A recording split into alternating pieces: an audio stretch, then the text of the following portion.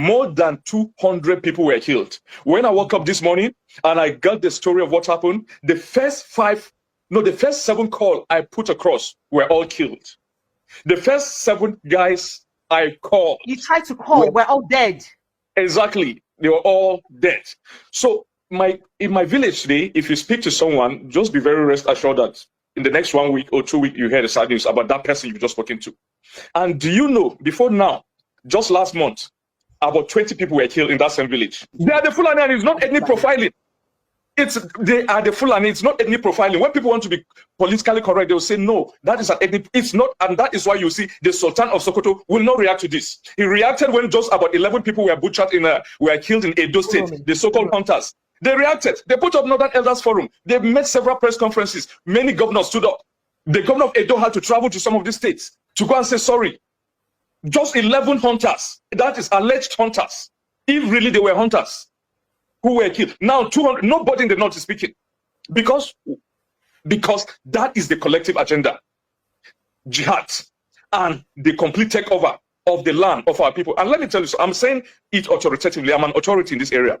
I was born and raised in Jos. I speak Hausa as my first language. I speak Hausa better than I speak Tiv. And let me tell you, this thing they call intelligence. We are the sources of this intelligence. The government sometimes use the narrative of intelligence to confuse you, as if what they know is different. They know exactly what we know, or we even know better, because we are the sources of this intelligence. Many of my friends from the adjoining villages in Nasarawa State, who are of different ethnic group other than the Fulanis, anytime the Fulanis are mobilizing, like this attack, they told us day before yesterday. We communicated to the security force. Nothing has been done.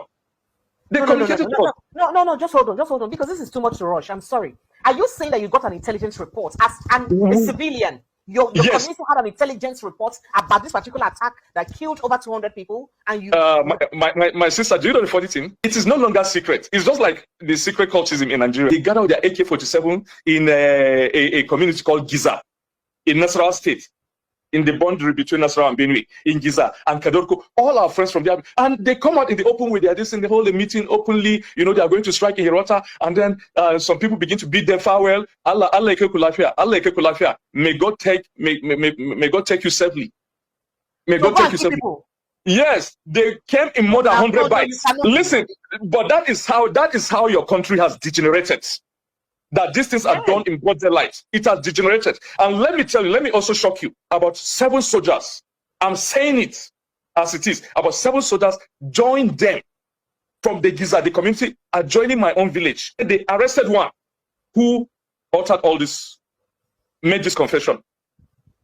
He said some of the soldiers from Giza trained them of Fulani ethnic stock, and they joined them. They commandeered the whole thing.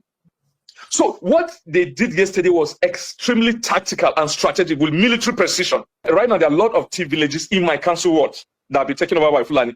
They take over not just for grazing, but for proper settlement. You go to these villages today, you find even their kids crawling, small kids who are yet to start walking. They brought them, you know, their families, occupying thief homes, thief houses, which are still standing, occupying those houses.